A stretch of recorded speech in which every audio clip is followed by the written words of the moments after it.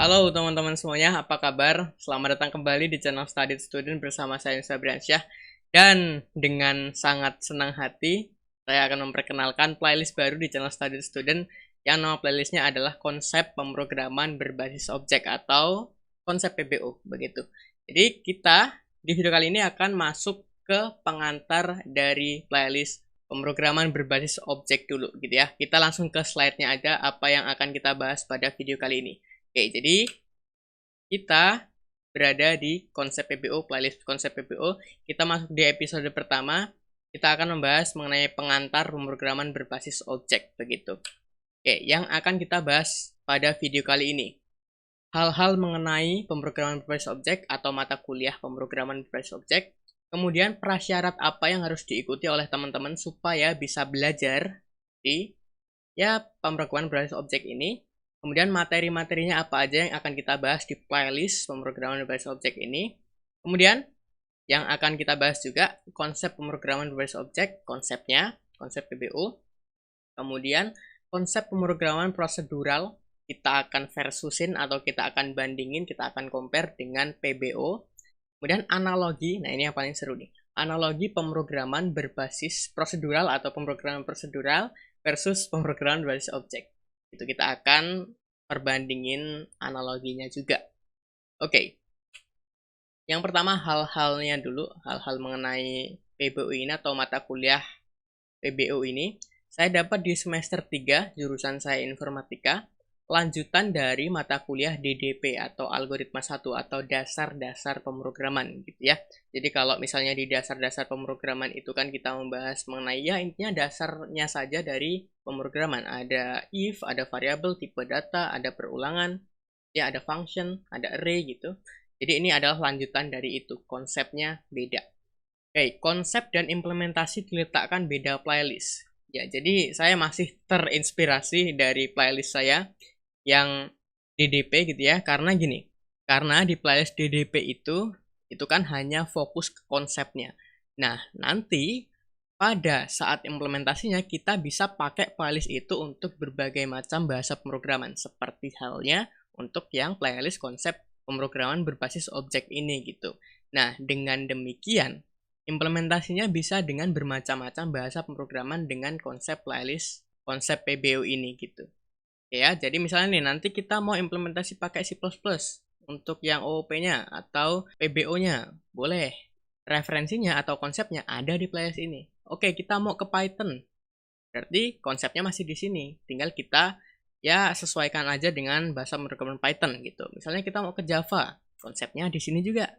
Gitu. Jadi untuk konsepnya ini murni konsep aja, implementasinya bisa ke berbagai macam bahasa pemrograman. Gitu ya. Mudah-mudahan paham nih. Nah, prasyarat apa yang harus teman-teman lalui terlebih dahulu baru bisa masuk ke PBO ini? Harus paham konsep dasar-dasar pemrograman tadi. Begitu. Jadi kalau misalnya teman-teman untuk yang variabel tipe data dan percabangan dan perulangan array function itu belum terlalu fasih atau belum paham, menurut saya jangan ke sini dulu. Gitu ya, mending teman-teman mundur ke situ dulu, kemudian implementasi. Nah, di sini sudah implementasi dasar-dasar pemrograman minimal satu bahasa pemrograman gitu ya. Teman-teman harus minimal implementasi dasar-dasar pemrograman itu di minimal satu bahasa pemrograman dulu, baru ke sini gitu ya. Karena kita nggak akan bahas lagi untuk yang itu, untuk yang dasar-dasar pemrograman di sini. Kita akan lanjutin. Dan kalaupun di sini kita akan bahas hal yang baru, pasti juga akan berkaitan dengan yang dasar-dasar pemrograman. Jadi lucu aja gitu ya, kalau misalnya teman-teman langsung nyeplos ke sini. Ya cuman nggak ngaruh, nggak ngapa-ngapa, ya nggak apa-apa kalau misalnya teman-teman cuman buat tugas, buat deadline, ngejar deadline, silahkan. Nggak ada pengaruhnya gitu ya. Cuman saran saya kalau misalnya teman-teman mau bener-bener belajar, yang DDP ditamatin dulu. Atau misalnya didalemin dulu gitu. Itu prasyaratnya teman-teman. Nah lalu, materi apa aja? Nah ini mungkin yang ditunggu-tunggu gitu ya. Materinya, yang pertama ada konsep pemrograman berbasis objek atau berorientasi objek. Salah ya, berarti orientasi dari tadi berbasis terus itu. Konsep pemrograman berorientasi objek yang akan kita bahas di video kali ini setelah ini. Kemudian akan ada materi kelas dan objek, kemudian atribut atau biasa disebut property, dan method atau biasa disebut dengan behavior. Kemudian ada method constructor, kemudian setter dan getter, encapsulation, inheritance atau pewarisan, kemudian overriding, kemudian access modifier atau biasa disebut juga dengan visibility, ada abstraction, dan polymorphism. Gitu. Ini saya nggak tahu kebolak-balik atau enggak, cuman kayaknya sih ini sudah berurutan gitu menurut saya. Cuman nantilah ketika kita sudah berjalan membahas materinya, kayaknya sih bisa dibolak-balik gitu. Ya, ini intinya materi yang akan kita bahas. Kalaupun misalnya nanti ada penambahan, ya nanti akan ditambah seiring berjalannya waktu begitu. Ini untuk materinya teman-teman. Nah, sekarang berarti kita masuk ke konsep pemrograman berorientasi objek. Cuman sebelum kita masuk ke konsepnya, alangkah lebih ya kita menghargai gitu ya, kita akan mengetahui sedikit sejarah tentang PBO ini gitu ya. Ini saya sambil baca nggak apa-apa ya, karena saya nggak ingat betul gitu gimana sejarahnya. Oke, konsep OOP itu pertama kali dimunculkan di MIT, atau singkatan dari Massachusetts Institute of Technology. Nanti saya sertakan tulisannya di sini gitu ya, karena nanti malah saya salah baca atau gimana. Pada era 1960-an. Pada era 1960-an. Nah, lalu sekitar beberapa tahun kemudian, antara ya 1962 sampai 1965, itu sebuah bahasa pemrograman yang mendasari konsep OOP atau PBO, pemrograman berorientasi objek, diperkenalkan dengan nama bahasa pemrograman Simula One atau Simula 1. Itu pertama kali bahasa pemrograman yang menganut konsep OOP di dalamnya. Dan si bahasa pemrograman Simula One itu dikembangkan oleh Kristen Nygaard dan Ole Johan yang merupakan warga negara Norwegia. Nah, setelah itu pada tahun 1967 keluarlah Simula 67 atau 67. Nah, bahasa Simula dengan konsep OOP-nya itu menginspirasi banyak developer atau banyak pengembang. Nah, sehingga pada tahun 70-an, 1970-an, terciptalah bahasa Smalltalk. Ya, bahasa pertama kali disebut oleh dunia sebagai Object-Oriented Programming, dengan membawa fitur-fitur barunya yaitu inheritance atau pewarisan. Nah, cuman semenjak saat itu konsep OOP semakin dikenal. Semenjak saat itu konsep OOP semakin dikenal, dan pada tahun 1980-an banyak bahasa pemrograman yang menggunakan konsep OOP yang diperkenalkan kepada dunia. Nah, tapi hanya 4 yang cukup populer saja. Yang pertama ada bahasa pemrograman ADA, ya, atau singkatan dari AS Department of Defense. Kemudian ada Prolog, kemudian juga ada Eiffel dan C++. Oke, jadi C++ ini keluarga C yang pertama kali menganut konsep OOP juga. Nah, kedua bahasa yaitu ADA dan Prolog itu dipercaya akan bersaing ketat sebagai bahasa pemrograman yang paling dominan di konsep OOP tersebut, yang menganut konsep OOP tersebut. Jadi banyak orang yang mengira bahwa dua bahasa pemrograman tersebut akan menjadi El Clasico-nya bahasa pemrograman yang menganut OOP. Namun, ini yang lucu nih, keren banget kan. Namun pada tahun 1980-an, bahasa pemrograman C++ mematahkan kepercayaan tersebut. Bahasa pemrograman C++ menjadi bahasa pemrograman yang populer dan mendominasi hingga sekarang. Ya, jadi ibarat ada Rossi dan Pedrosa, Marquez masuk. Nggak ada yang tahu. Nah, kenapa kok bahasa C++ bisa sekeren itu dan mematahkan argumen-argumen yang ada? Karena bahasa C++ itu merupakan gabungan dari dua konsep bahasa pemrograman, yaitu C yang dikenal keren gitu ya, dan Simula yang pertama kali menerapkan konsep PBO. Yang antara dua itu ya tetap keturunan C, cuman PBO-nya ngambil dari Simula. Nah, semenjak C++ terkenal, banyak sekali pengembang yang terinspirasi dari C++. Nah, jadi untuk konsep PBO yang dikembangkan oleh bahasa pemrograman yang mungkin kita ketahui, intinya belum bahasa pemrograman yang lama gitu ya, itu terinspirasinya malah dari C++. Oke, jadi dari C++ itu mematahkan argumen, sekarang jadi panutan gitu. Dan pada tahun 90-an, bahasa pemrograman Java diperkenalkan yang mengaku terinspirasi oleh C++. Keren ya. Jadi Java aja buat OOP di dalamnya atau diperkenalkan dengan OOP di dalamnya gitu. Itu dia bilang terinspirasinya dari C++. Jadi keren banget gitu. Dan tahun 2002 perusahaan Microsoft juga mengeluarkan bahasa turunan dari C++ yaitu C#. Gitu. Dari C# itu dikeluarkan oleh Microsoft. Disusul dengan VBNet atau Visual Basic Net dengan fitur OOP yang merupakan penyempurnaan dari Visual Basic 0,6. Jadi kalau misalnya teman-teman tahu, Visual Basic 0,6 itu tampilannya masih flat, masih zaman dulu banget lah gitu. Yang tidak mendukung fitur OOP, cuman dikembangin lagi menjadi bahasa pemrograman VBNet atau VB.net. Visual Basic.net gitu ya. Jadi itulah perkembangan OOP sebenarnya. Nah, hingga sekarang C++ tetap menjadi bahasa pemrograman yang mendominasi karena fitur-fitur dan kecepatannya yang tidak bisa ditandingi oleh bahasa pemrograman apapun. Ya. Jadi kalau misalnya kita di sini mengidolakan atau memuji-muji C++, apakah kita akan menerapkan OOP atau PBO di C++? Iya dong. Iya, pasti iya gitu. Jadi untuk implementasinya kita ke C++ dan ke Java boleh lah ya.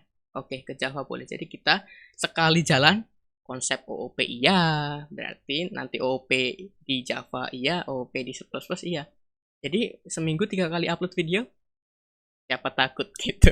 Oke, mudah-mudahan aja terrealisasikan. Oke, kemudian sekarang kita masuk ke pemrograman berorientasi objek itu apa? Pemrograman berorientasi objek atau bahasa Inggrisnya adalah Object Oriented Programming, disingkat OOP.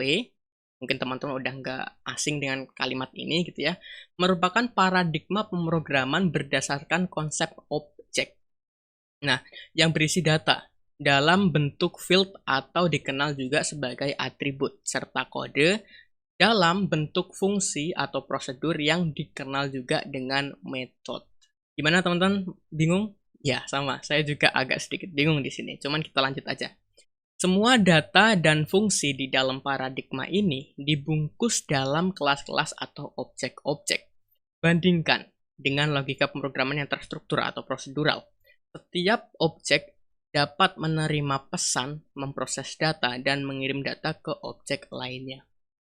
Itu kerennya si OOP ini. Jadi sekali kita buat objek, berarti objek itu bisa menerima pesan, memproses data, dan mengirimkan pesan ke objek lainnya gitu. Itu keren banget.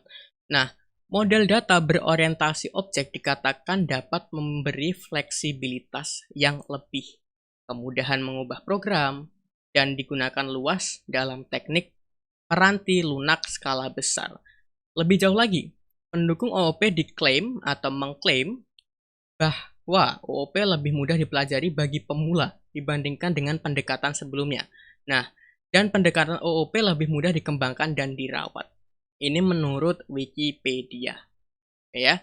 Jadi gini, kalau misalnya nih di prosedural yang sudah kita belajar sebelumnya gitu ya, apalagi di struktur data juga kita masih memakai konsep prosedural. Intinya gini, kalau di prosedural tersebut kita itu pakai data satu persatu. Oke, ini yang terstruktur gitu. Oke, kalau dengan OOP ini kita mainnya objek. Yang di dalam objek itu pasti ada atribut, ada metode, dan kita bisa olah itu. Dan objek juga yang sudah kita buat itu bisa dikolaborasikan dengan objek lain. Sehingga membentuklah sebuah program. Memang ada minus dan plusnya, nanti kita akan jelaskan itu. Oke, pemrograman prosedural versus PBO. Nah, kita comparein sekarang. Kalau prosedural, serangkaian tugas yang diselesaikan dalam bentuk fungsi atau prosedur. Kita masih mainin fungsi supaya program kita meminimalisir error, kemudian supaya program kita ya cepat gitu ya, nggak mengulang-ulang dengan menuliskan hal yang sama, codingan yang sama gitu. Kita masih mengandalkan fungsi atau prosedur. Nah, cara pandang untuk orang yang belajar bahasa programan, basisnya, orientasinya prosedural, Itu program adalah suatu instruksi. Dibaca dari kiri ke kanan, dari atas ke bawah, instruksi. Jadi, misalnya kita buat variabel nama. Nama mau diapain? Atau kita buat variabel tipe datanya integer, mau diapain? Di bawahnya ngapain. Serangkaian instruksi yang berurutan. Oke, itu kalau kita nganggap pemrograman prosedural, terstruktur, sistematis. Gitu ya, itu kalau pemikiran kita di prosedural. Di PBO agak beda nanti. Programmer menurunkan suatu masalah menjadi sub-masalah yang lebih sederhana. Gitu. Nah, fungsi dan prosedur menjadi fokus utama. Iya, masih menjadi fokus utama ya. Karena apa? Ya, karena tadi bisa meminimalisir error, bisa tidak mengulang-ulang codingan gitu ya, tinggal manggil function gitu. Makanya fungsi dan prosedur masih menjadi fokus utamanya. Nah, fungsi dan prosedur juga digunakan untuk memanipulasi data gitu ya, bisa menarik data, ngeset data, menambah data, intinya bisa digunakan untuk memanipulasi data. Nah, contoh bahasa pemrograman yang mengandung atau menganut konsep OOP ada C, C++, PHP, Pascal atau ini ya PHP gitu ya, Pascal, Python dan lain sebagainya. Ya, dan masih banyak lagi lah. Oke, sekarang PBO, konsep pemrograman berorientasi objek. Fungsi dan data bukan menjadi dua hal yang terpisah. Jadi menjadi satu gitu kalau di PBO. Kalau di prosedural itu kan kita punya variabel, itu masih satu masih satu data. Fungsi beda cerita. Jadi variabel sama fungsi itu beda. Di PBO sama, disatuin tuh. Kayak gitu. Kemudian fungsi dan data menjadi satu kesatuan yang disebut dengan objek aktif tuh. Jadi sekali kita bikin objek, ada langsung fungsinya apa, datanya apa. Nanti kita akan jelaskan di video selanjutnya aja mengenai kelas dan objek. Oke, cara pandangnya kalau kita mau belajar di pemrograman berorientasi objek, program adalah serangkaian objek yang saling bekerja sama untuk menyelesaikan suatu masalah. Jadi bisa dipastikan di sini objek itu punya kemampuan berbeda-beda, berkolaborasi atau bekerja sama menyelesaikan suatu masalah. Itu kalau di prosedural kita kan mikirnya, oke, kita mau ke warung nih, berarti kita pakai sendal, kita ambil duit, kita jalan, nyampe warung, beli, udah beli, pulang. Di PBO beda cerita. Bukan seperti itu cara mikir kita. Oke, tapi di PBO cara mikir kita adalah serangkaian objek yang saling bekerja sama atau orang yang bekerja sama untuk menyelesaikan suatu masalah. Gitu. Cara pandangnya memang berbeda. Nah, contoh bahasa pemrograman yang menganut konsep PBO, Java, PHP, Ruby, Python, C++, Visual Basic, dan lain-lain. Oh, sorry. Yang ini tadi contoh bahasa pemrograman yang menganut konsep prosedural. Sorry. Jadi kenapa kok PHP ada di prosedural dan ada OOP, ada juga Python, C++ gitu ya. Kenapa begitu? Iya, karena bahasa pemrograman itu sistemnya hybrid. Jadi bisa prosedural, bisa juga OOP. Tergantung yang ngoding atau programmernya mau si studi kasusnya diselesaikan dengan orientasinya apa gitu. Ya. Dan di sini ada Java juga. Java itu dari awal sudah menganut konsep OOP. Bayangin ketika kita buat file baru di Java.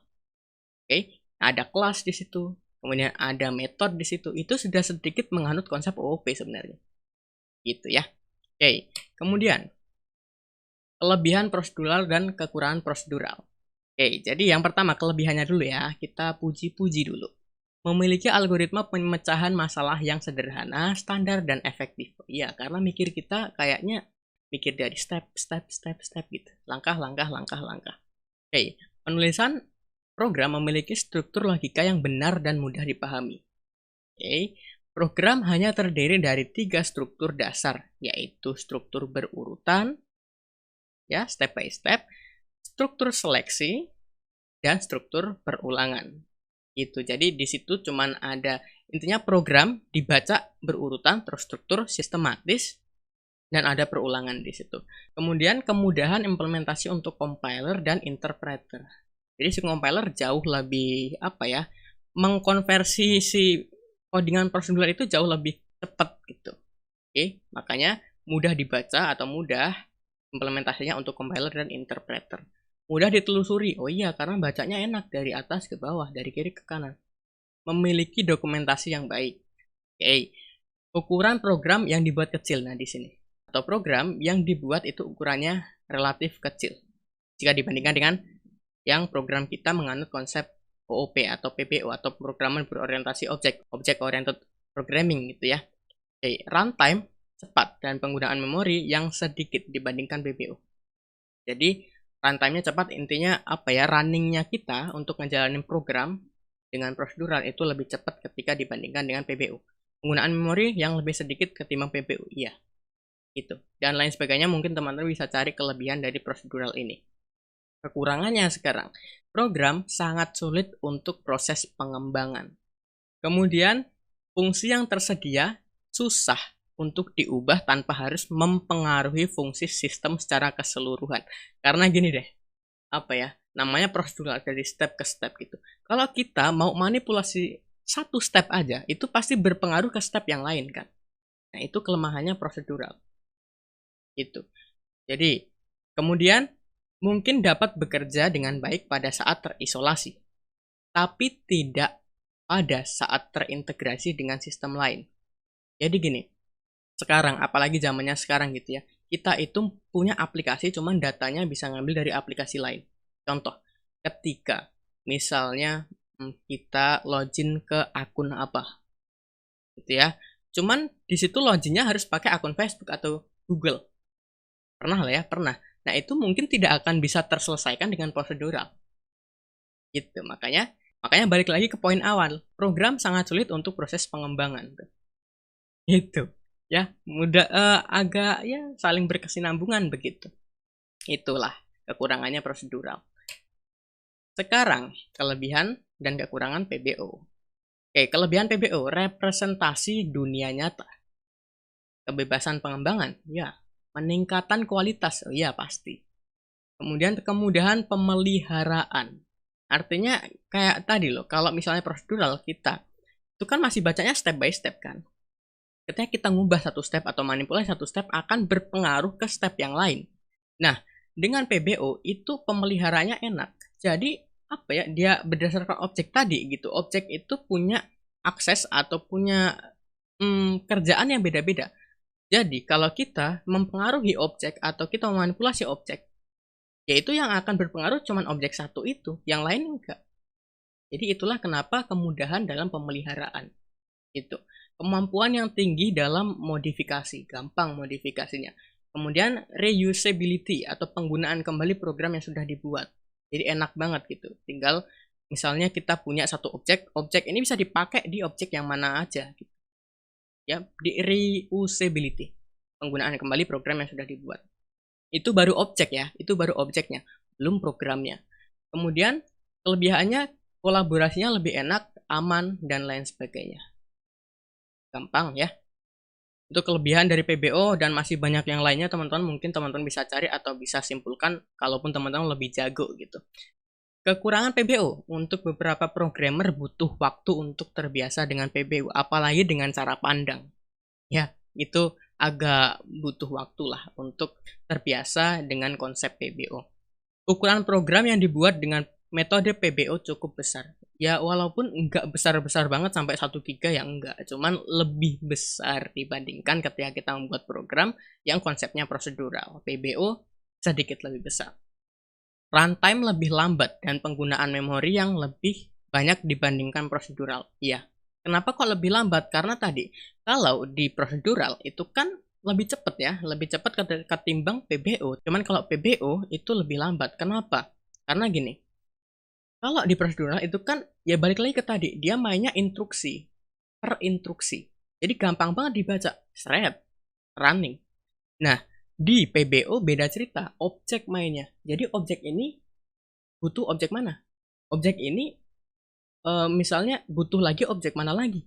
Jadi nyarinya lumayan lama, makanya runningnya cukup lambat. Bukan lambat artinya sampai 10 detik, enggak. Artinya lebih lambat lah jika dibandingkan dengan prosedural gitu. Dan memori yang digunakan lebih banyak dibandingkan prosedural. Oke, tidak semua masalah program bisa diselesaikan dengan metode PBU. Iya, gitu. Menurut saya gini, PBU itu akan cukup membantu ketika studi kasus yang akan kita kerjakan itu besar. Oke, kalaupun studi kasus kita hanya kecil, kayaknya si PBU ini mubazir gitu digunakan, atau bahkan malah nggak efektif gitu. Oke, jadi itulah kekurangannya PBU. Oke, sekarang analoginya ini mungkin yang teman-teman tungguin gitu ya, analogi pemrograman prosedural dalam kasus sehari-hari pergi kerja. Sekarang prosedural dulu.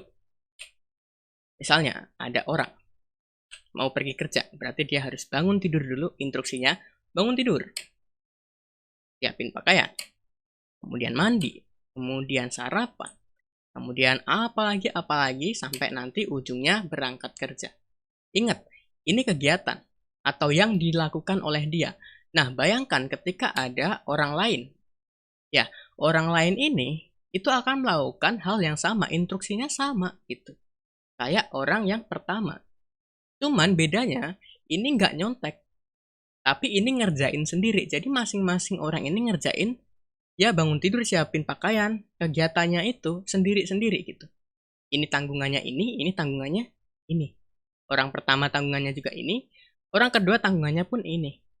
Sebenarnya sama, cuman itu dilakukan sendiri. Itu ya. Nah, dengan PBU, kasus pergi kerja sama. Orang itu kita sebut dengan objek. Oke. Nah, ini beda cerita ya. Misalnya, kita punya di sini kalau tadi kita bangun tidur, di sini ada tukang bangunin tidur. Oke. Kemudian ada tukang nyiapin pakaian. Ada yang nyiapin sarapan. Ada yang antar. Itu. Oke. Nah, dan ini disebut kegiatan misalnya. Keren nggak? Keren. Cuman lebih lama. Ya kita harus punya tukang bangunin, kita harus punya tukang nyiapin pakaian, nyiapin sarapan, yang antar, atau sopir gitu. Ya, memang lebih lama. Makanya program juga lebih gede ukurannya. Cuman, ketika kita punya objek baru, tinggal nyontek aja dari objek yang pertama. Gitu, gampang banget. Jadi si kegiatan ini yang dipakai objek pertama bisa dipakai juga objek kedua. Jadi dia nggak ngelakuin sendiri. Gitu teman-teman. Ya mudah-mudahan teman-teman paham nih. Jadi itulah kenapa OOP lebih keren dibandingkan dengan prosedural. Cuman cara pandang kita, cara membaca kita juga berbeda. Oke. Ada quotes begini. Berjalan sendiri memang bisa lebih cepat. Namun, berjalan bersama akan bisa lebih jauh. Gitu ya. Mudah-mudahan teman-teman paham dengan quotes ini dan bisa sangkut pautkan dengan OOP lah begitu. Oke teman-teman, jadi mungkin itu aja untuk video kali ini gitu ya. Mudah-mudahan teman-teman paham untuk konsep pemrograman berorientasi objek ini dan mudah-mudahan teman-teman punya gairah untuk belajar pemrograman berbasis objek karena mungkin mikirnya oh seru dan lain sebagainya. Cuman kalau misalnya mumet, mungkin teman-teman belum terlalu fasih atau belum terlalu paham di proseduralnya. Gitu. Jadi mungkin itu aja teman-teman untuk video kali ini. Saya Nisa Briansyah pamit. Di video selanjutnya kita akan membahas kelas dan objek gitu ya. Jadi sekali lagi saya Nisa Briansyah pamit. Mudah-mudahan bermanfaat. Saya ucapkan thank you, terima kasih, keep learning and keep spirits.